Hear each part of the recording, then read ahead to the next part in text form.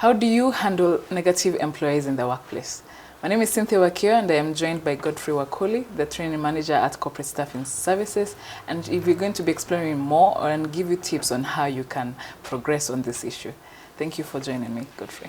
Thank you, Wakio. Once again, pleasure to be on your channel. Well, thank you for coming.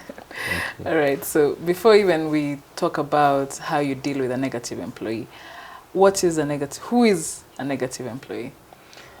Any organization, Wakio, they will have expectations from the employees in terms of their deliverables, their performance expectations.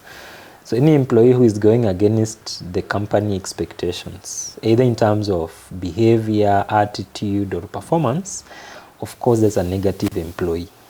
Basically, that is their description. Anyone who is going against their employer. Performance, behavior, and attitude. Attitude, behavior. Yep. So then how does that affect the organization? Thanks, Wakio. Employees, generally, they're of three types. We have employees who are engaged. These are the employees who are very passionate about their work. They are naturally self-driven and they give the company, they contribute substantial amount to the company's performance. So this is the first category. The second category we are looking at the not engaged employees. So these are people who are quote unquote checked out employees.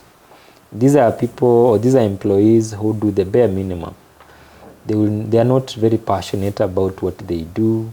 They are really not keen on their performance. They are just working for the money, either for the salary at the end of the day, or sometimes someone has nothing to do, so they find work as a place to keep them busy. So they do the bare minimum. And then we have the actively disengaged employees. There are not many in any organization, but they will be in the range of between 1 to about 15% to the worst situation. So these are the negative employees you're talking about. They are not only happy with the work, but they are also actively working towards influencing others to also think the same. How do they do that? They will belittle the work put in. They will belittle the efforts by others, those who are either engaged or those who are not engaged, but they're just doing the bare minimum. And other descriptions of these people, they will always go against company policies, procedures, so they don't see anything making sense to them. And they really, in terms of behavior, either they will sabotage or they will continuously work against. So in terms of either behavior or their attitude, their performance, it does not favor the business intentionally. So these are the employees we would call negative employees. So I like that you've categorized into three. How does now the negative employees affect the organization as a whole? Yes, every organization will have a test of this. Could be as low as 1%, as I've mentioned, it could be as high as 15%. So the more the negative employees you have, it means the more the negative energy within the team. And remember, they are not really keen on delivering results. In any case, there's nothing they appreciate. So they will affect the company in several ways. First, they will affect the culture. They will affect the way things are done in the company. Either it is a don't care attitude towards work.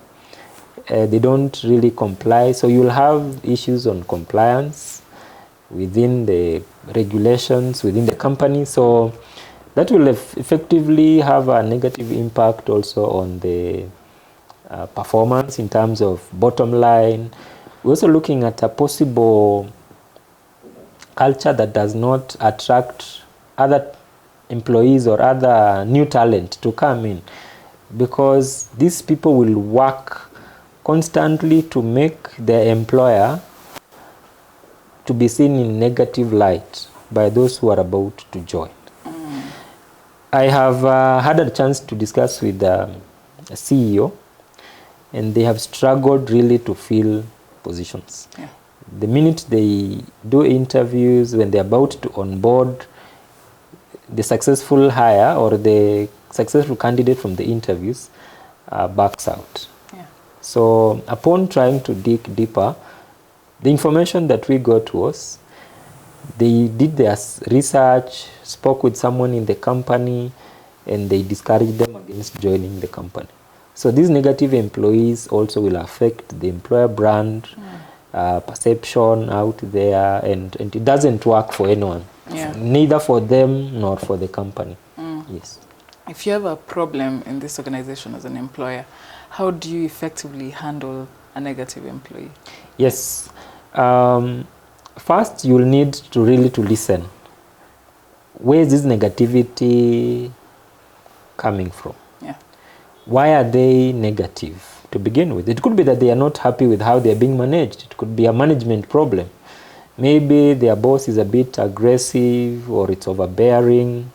So first is listen to what this negativity looks like.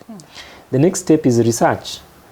Don't just listen, because as a manager, as a leader, there are those who will come and feed you with a lot of information. It could be lies, or they are trying just to please you. Yeah. So research, get to the bottom of where is this coming from. Thirdly, address the identified issues. And as you do this, fourthly, do not accuse people. Address the issues objectively, the issues that are coming up. And as you do this, I would also suggest that you entrench this as part of your policies and regulations within the company, such that you're looking at compliance. To what extent has this employee failed to comply, and what are the remedies, either disciplinary or corrective measures, so that constantly when you address the concerns of the employees and you're aligning this with the operations or maybe guidelines in terms of how things are supposed to be happening in the organization, then you weed out this negativity slowly by slowly.